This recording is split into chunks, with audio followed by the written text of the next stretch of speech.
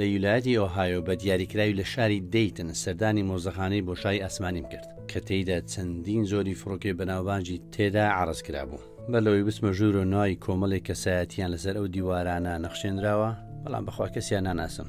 بەهەرحاڵ چوومە ژوورەوە باش بوو، چوونە ژوورەوەی بە بەلاش بوو. ئەوە یەکەم جارە لە ئەمریکا چوونە ژوورەوە بەلاش بووی. عەجیبە. یەکەم جار چوومەوە هۆڵێکەوە فڕۆکەکانی جەنجی جیهانی دووەمی تێدا عەرز کرابوو. باشە کاکە، ئەها بڕۆنێ ئەهۆ مۆچینانەی دەرەی لە سناعی هەولێرەیە مەچینەکانی عەرز کردێت لۆ چاکردنەوەی. پێگومان ئەوانە مەچینەی تیارەکانن، هەرێکە بە جۆری تایبەتی خۆی. بەخوا کاکە ئەوە فەندیانەش هیچیان نانەسم، بەڵام دیارە هەرێکیان لە بواری خۆی خزمەتی بواری سەربازی و فڕۆکەوانی کردیە. بەهەرحاڵ ئەوەیشی منە. ئەوەشیان یەکەم فڕۆکە بوو کە دروستکرابوو لەلایەن هەردوو برایەکە بە ناوی ڕایت برادرز لە سەرەتاکانی سەدەی 20. ئەوانە شەندێک فڕۆکێنە کە لە زەنجی جیهانی دووەم بەکارهات بوون. لێرەوە جلجی تایبەتی فڕۆکەوانەکانیشان دەدا کە بێگومان بە درێژایی مێژوو گۆڕانکاری بەسەردەهاتیە.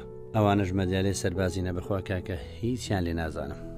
با بڕین ئەو هۆڵەژۆ فڕۆکانەی تێدا عەرز کراوەکەوە لە جەنجی سارد و جەنجی کۆریا لە ساڵان 1960ەکان بەکارهاتون. بزانە ئەو هەموو دڕن و تیارە ئەنتیکە و پندیکانە ئەوەشیان تیارەی شەڕکرد بوو لە جەنجی کۆریا بەکارێتەوە لە ساڵی 60ەکان. بزانە ئەویان لە هەمویان خەتەردرە. ئەویان ئەوەل بابە B-52 تیارەکی زۆر زەخم بە چەندین ساعت لە هەوای دەمینێتەوە کاتێکە باسییان دەکرد لە شەڕی کەنداوی دووەم یاخۆ شەڕی ئازادکردنی عێراق لە ساڵە 2003 دەیانگۆل لەسەر مەتاری هەریرێ قەسفیە و شوێنانە دەکردکەوە لە شاری مۆسڵە. چ دیقەتی هەیە و چ قابلیێتە چێیە.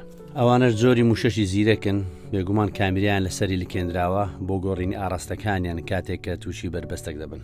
سمارت ڕۆکێتی پێدرێن. ئەوەش تیارەی شەبەحە کە بەس لە فلیمان دیتمان. ئەوە تیارەی شەبەحی پێدرێن میڕاژ کە هیچ جیەکی دیار نییە، نەجێ سارۆغەکانی و نەجێ محرکەکەی. هەموو شاراوەتەوە. هەل باشە برا ئەو سەگە چ دەکرد لێرە؟ پێدەچێکێک بوو بێ لە سەگە سەربازیەکان کەەوە خزمەتی بواری سەربازی کردیا لە کاتی خۆی. کەی نییە؟ بەخوا نازانم. سەیری ئەو هەموو موشەکانە بکە چەند گەورە زەخمن. ئایا ئەو موشەکانە ئیتەقینەوەنا یاخود بە کەشتی بۆشایی ئاسمانی دەلکێنرێت بۆ ئەوەی بیباتە ئاسمان؟ ئەویان ئەخوا لێ نازانم. با بڕین. ئەوانە ئێرە جلوبەرژی ئەو کەشتیوانانە کە دەڕۆن بۆشایی ئاسمان. بێگومان بە درێژایی مێژوو جلوبەرگەکانیان گۆڕانکاری بەسەداهاتێ. بەڵام ئەوەی کە لە گوگل سێرچم کرد جلەکان لە نێوان 10 هەتا 20 ملیۆن دلار دەبی هەر یەک جلچیان. بە چ مادەیەک دروستکرایە؟ والله ئەعلەم. ئەوانەژە کەپسولانە نەکەوە کاتێک ئەوانەی کە دەستنە بۆ شاهی ئاسمان لە ئەرکەکانیان تەواو دەبن بۆی دێنە خوارێ. زۆر بەشان دەکەونە ناو ئاوەکانی زەریای ئەتڵەسی لە نزیک ویلایەتی فلۆریدا، چونکە بنکەی سەرەکی یەکێک لە بنکە سەرەکیەکانی بۆشایی ئاسمان سپیس ستیشن لەوێندەرە. ئەوەی مەبەستم و لەو گەشتە ئەوەیە ئەوە فڕۆکەی تایبەتی سەرۆکە کە بینیم پێی دەڵێن Air Force One. ئەو ئێستا پێدەڵ ئەو کاتی ناوەچکەیە. هەرچەندە فڕۆکە لە ساڵانی 45 50 60 70 بەکاردەهات، ئێستا بێگومان گۆڕانکاری زۆری بەسەرداهاتیە. ئەوەی ئێستا کە بۆینگ 747 جامبۆیەکە دووقاتیە تێچی دروستکردنیشی نزیکەی 5 ملیارد دلاری ئەمریکی تێدەچی بە هەموو کامل مستەلزەماتی تێدا. بەڵام ئەو تارەی ئەوەی دەبین ئێستاکە ئەو نوع تارە نییە. ئەوەی ئێستا پێی دەگوترێ بۆینگ VC-137C. ئەو کاتیش پیان نەدەگۆت Air Force One، پیان دەگوت سام، کورتکراوەی سپیشل ئێرمیشنە. بابچینە ژوورێ.